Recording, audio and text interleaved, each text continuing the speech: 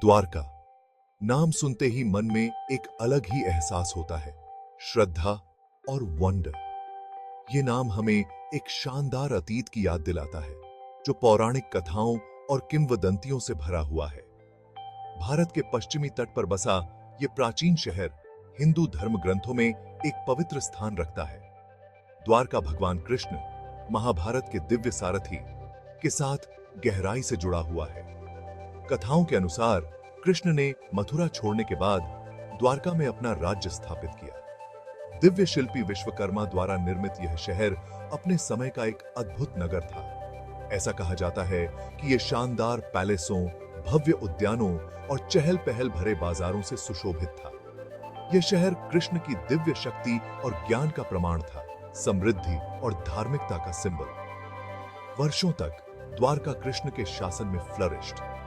यह ज्ञान, कला और संस्कृति का केंद्र बन गया। द्वारका में कृष्ण के कारनामों, उनके ज्ञान और उनकी दिव्य लीलाओं की कहानियां हिंदू पौराणिक कथाओं का एक अभिन्न अंग हैं। ये कहानियां पीढ़ी दर पीढ़ी प्रेरित और मोहित करती रही हैं और द्वारका को एक पवित्र शहर के रूप में स्थापित करती हैं। अपने चरम के दौरान द्वारका अपनी वास्तुकला की भव्यता के लिए प्रसिद्ध था। कहा जाता है कि इस शहर का निर्माण दुर्लभ और कीमती सामग्रियों से किया गया था। सोना, चांदी और कीमती पत्थरों ने इसके पैलेसों और मंदिरों को सजाया था। स्वयं विश्वकर्मा द्वारा डिजाइन किया गया शहर का लेआउट उन्नत सिटी नियोजन का प्रमाण था। सड़कें चौड़ी थीं और एक ग्रिड पैटर्न में बनाई गई थीं। इससे यातायात सुचारू रूप से ऑनगोइंगता था और शहर के अलग अलग हिस्सों तक आसानी से पहुंचा जा सकता था। इस शहर में पानी की व्यवस्था भी प्रभावशाली थी। नहरों के एक जटिल नेटवर्क के माध्यम से पास की नदियों से मीठा पानी लाया जाता था। ये नहरें न केवल दैनिक उपयोग के लिए पानी उपलब्ध कराती थीं, बल्कि शहर के भीतर परिवहन के लिए ड्रेनेज मार्ग का भी काम करती थी। हालांकि द्वारका की सबसे खास विशेषता इसके विशाल महल थे। ये महल हर एक पिछले वाले से ज्यादा भव्य, कृष्ण और उनके परिवार के घर थे। कहा जाता है कि ये जटिल नक्काशी, सुंदर बालकनियों और विशाल आंगनों से सुशोभित थे। द्वारका के महल केवल शक्ति के प्रतीक नहीं थे, वे कला, संगीत और शिक्षा के केंद्र भी थे।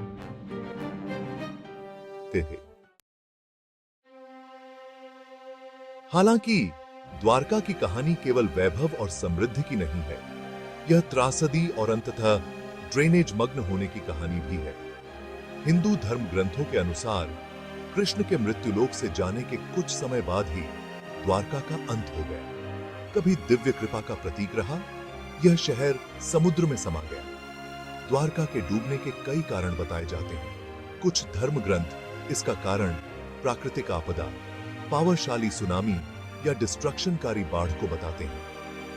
अन्य लोग एक अधिक सिंबलात्मक व्याख्या प्रस्तुत करते हैं। उनका सजेस्ट है कि कृष्ण के जाने के साथ ही शहर की दिव्य सुरक्षा सबमर्ज डेप्थ हो गई, जिससे उसका विनाश हो गया। कारण जो भी हो, द्वारका के डूबने की कहानी महानतम सभ्यताओं के भी अस्थायी होने की कठोर याद दिलाती है। यह सृजन और विनाश के चक्रीय नेचर को पुष्ट करती है, जो हिंदू दर्शन का मूल है। डूबे हुए शहर की किंवदंती आने वाली पीढ़ियों के लिए एक सतर्क कहानी के रूप में काम करते हुए मोहित और उत्सुक करती रहती है। भाग 4, अतीत का अनवेलिंग। सदियों तक द्वारका का एग्जिस्टेंस मिथक और किंवदंती के दायरे तक ही सीमित रहा। हालांकि हाल के दशकों में पुरातात्विक खोजों ने इस प्राचीन शहर की ऐतिहासिकता पर प्रकाश डाला है।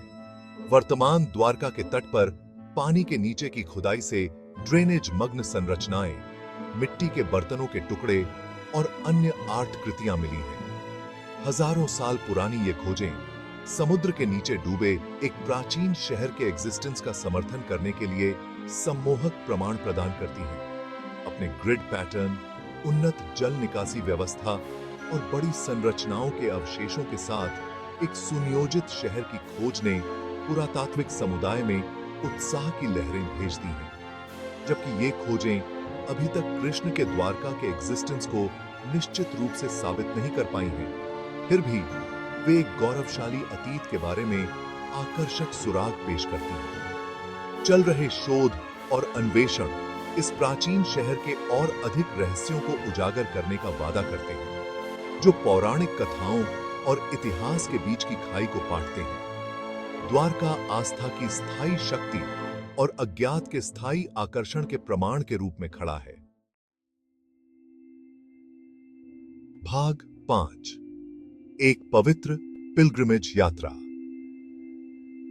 आज द्वारका हिंदुओं के लिए 7 सबसे पवित्र तीर्थ स्थलों सप्तपुरियों में से एक है। सदियों पहले फिर से बसाया गया यह शहर लाखों लोगों की अटूट आस्था और भक्ति का प्रमाण है। पूरे भारत और उसके बाहर से पिलग्रिमेज यात्री भगवान कृष्ण को फेथ इन ड्रेनेजी अर्पित करने और उनका आशीर्वाद लेने के लिए द्वारका आते हैं।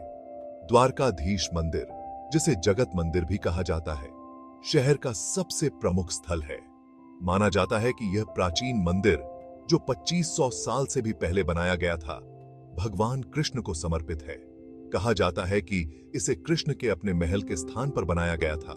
मंदिर अपनी जटिल नक्काशी, विशाल शिखर और शांत वातावरण के साथ शहर के गौरवशाली अतीत की एक झलक पेश करता है। भजनों का गायन, इंसेंस की सुगंध और प्रार्थना में लीन भक्तों का नजारा एक स्पष्ट आध्यात्मिकता का वातावरण बनाता है। द्वारका की यात्रा केवल एक पिलग्रिमेज यात्रा नहीं है, यह हिंदू धर्म और परंपरा के हृदय की यात्रा है। भाग 6, द्वारका। समय में अंकित एक लेगेसी। भगवान कृष्ण का शहर द्वारका इतिहास और पौराणिक कथाओं के इतिहास में एक विशेष स्थान रखता है। यह एक ऐसा शहर है जहां आस्था और इतिहास आपस में जुड़े हुए हैं, जहां किंवदंती और पुरातत्व का संगम होता है। द्वारका की कहानी विश्वास की स्थायी शक्ति, समय की चक्रीय प्रकृति और अज्ञात के आकर्षण का प्रमाण है। जबकि कृष्ण के द्वारका की ऐतिहासिकता पर बहस जारी है, इस बात से इनकार नहीं किया जा सकता है कि इस शहर का भारतीय संस्कृति और आध्यात्मिकता पर गहरा प्रभाव पड़ा है। द्वारका की विरासत इसकी भौगोलिक सीमाओं से परे है। यह लाखों लोगों की सामूहिक चेतना में अंकित है। शहर की कहानी आर्टकारों, कवियों और म्यूजिककारों को प्रेरित करती रहती है।